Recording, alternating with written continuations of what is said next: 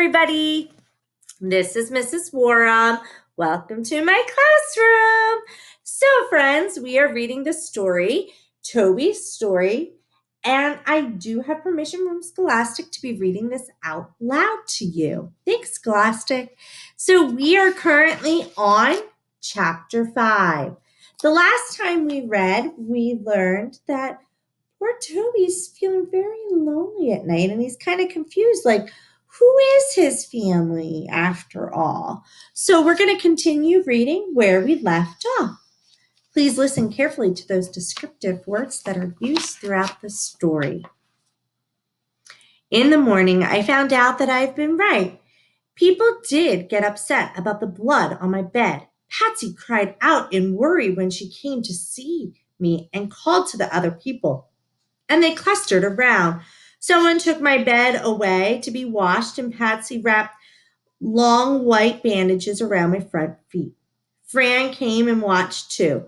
She stood a little away off. "What's wrong with that dog?" she asked. "I don't know," Patsy answered as she taped the white wrapping securely around my paws. "Why'd he do that to his feet? He must have been chewing on them all night long."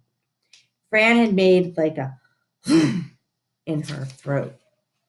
I did not like the things Patsy had wrapped around my feet. They snagged on the carpet and made me skid on the tiles. More than once, all four paws slipped out from under me and I ended up on my belly. Sometimes people laughed. Sometimes they came to help and pick me up. But even worse than that, the bandages kept me from chewing on my feet.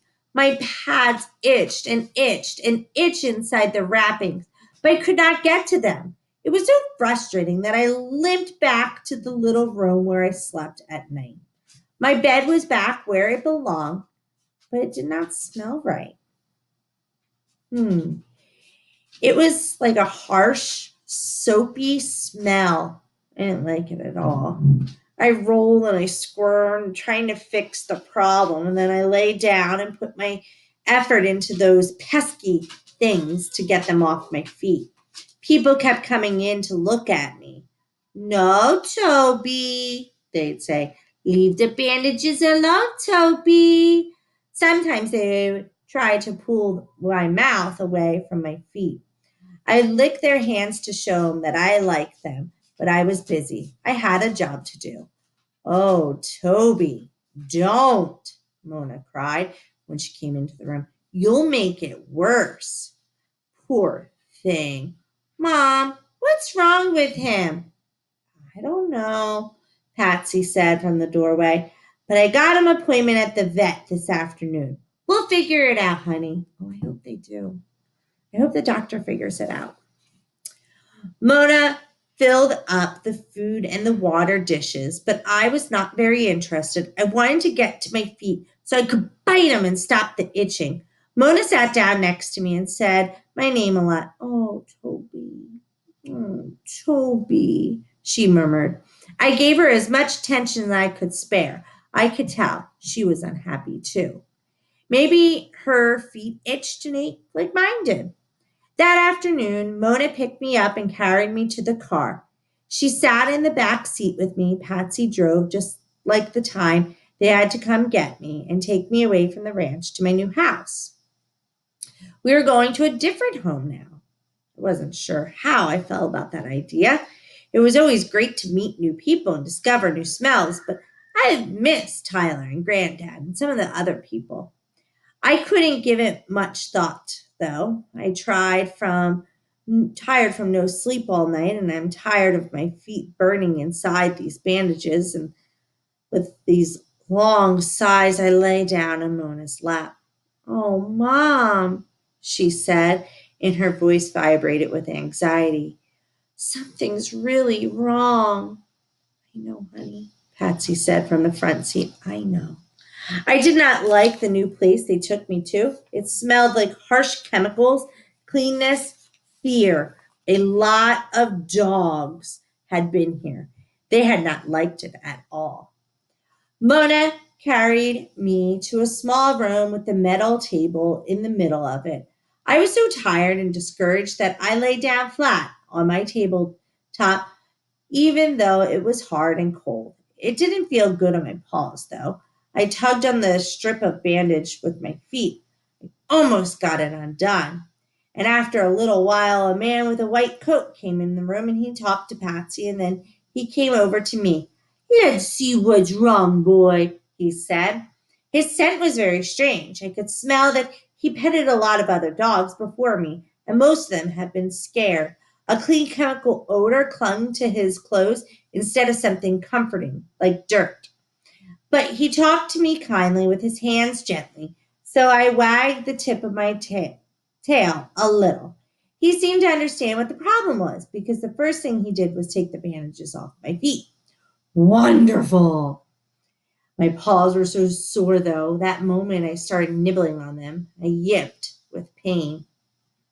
What could make him do that? Patsy asked. The man checked all my feet.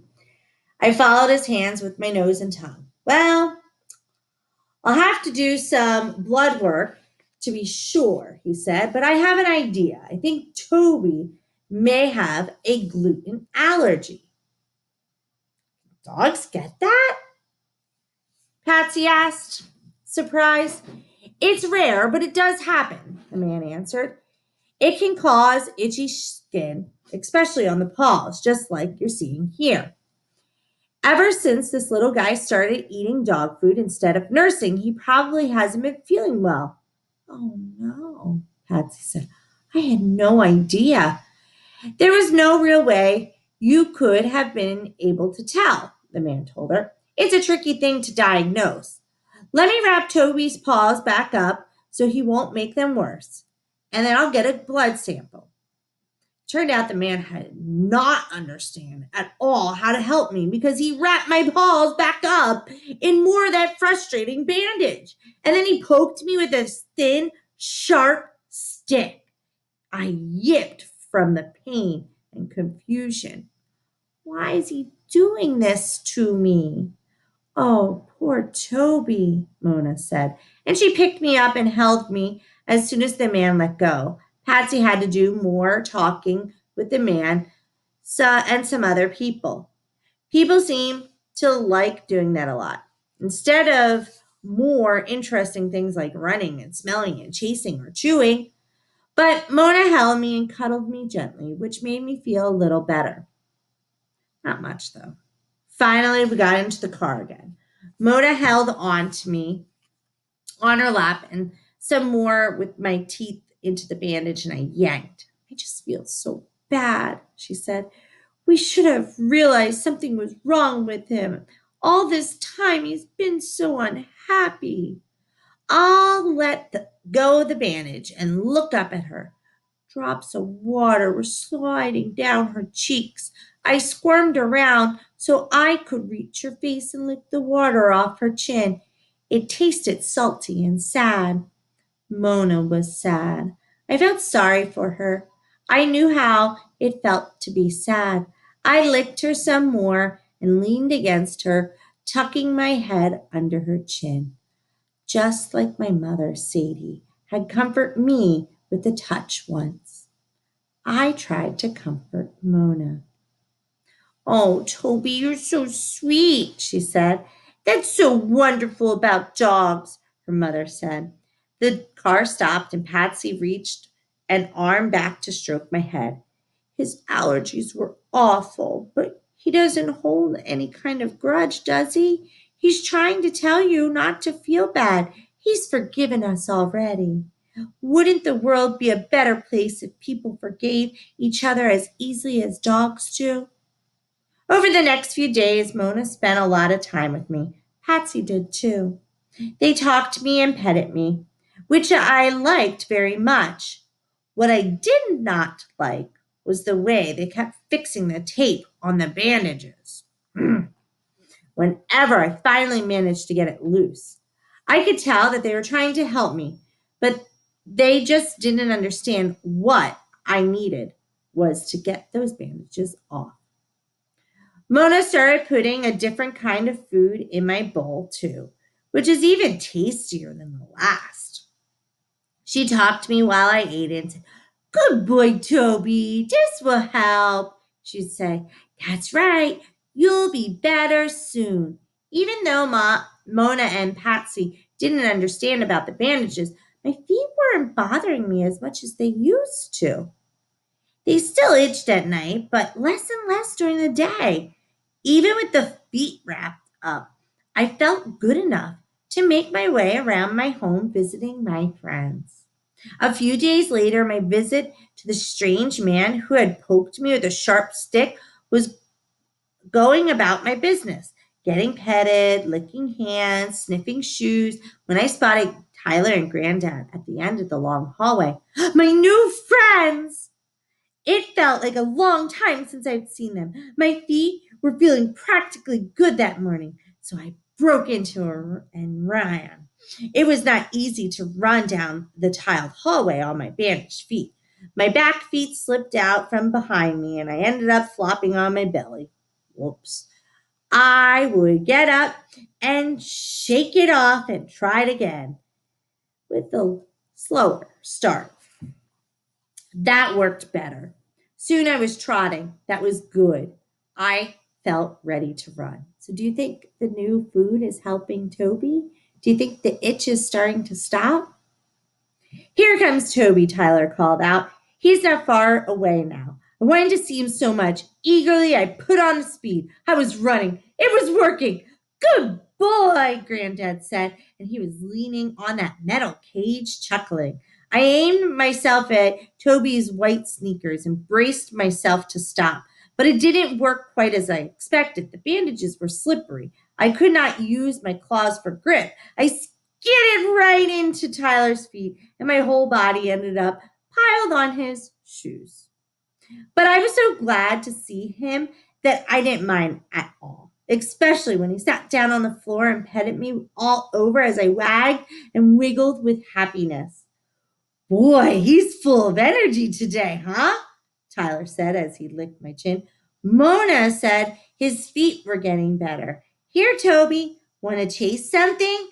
He tugged a small rubbery ball out of his pocket and showed it to me. "Toby, ready?" I looked up alertly. "Was the ball for me?" "Get ready, Toby." Tyler tossed the ball. It bounced all the way down the hallway. Instantly, I lunged after it, or tried to. All four of my feet slid out from under me at once, and I ended up flat on my stomach on the floor. Tyler and Granddad laughed, and Tyler bent down to help me up, but I had already scrambled back to my feet.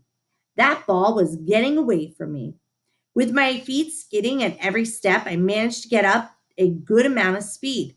The ball ricocheted around a corner. I did exactly the same thing, barking as I went. "Whoops! Toby, wait!" Tyler called from behind me. I heard Tyler say my name, so maybe he wanted me to go back to him. But I was not interested in going back. I was interested in the chase. The ball bounced through the open door and headed after it. "Hey, watch out!" yelled a voice. Feet stepped over me. I jumped and landed with both of my front paws on the ball, and they hurt a little, but the satisfaction of getting that ball more than made up for it. I flopped down to give the ball a good chew, and then hands I had never smelled before seized under my belly and hoisted me into the air. The ball fell out of my mouth, and I found that I was looking into a dark brown face. The man holding me had fierce eyes and a bristly gray hair between his lip and his nose. "What are you doing here?" the man said sternly. "This is a kitchen. No dogs allowed. You're in real trouble, Buster." I squirmed in my hands, my ears and my tail dropped. I was beginning to get that feeling that somehow I'd done something wrong.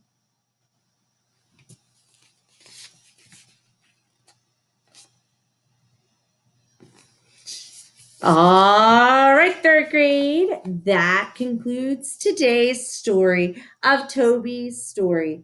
Next time we read, we will start on chapter 6.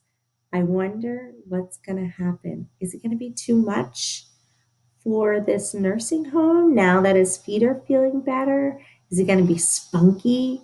I'm so curious to find out.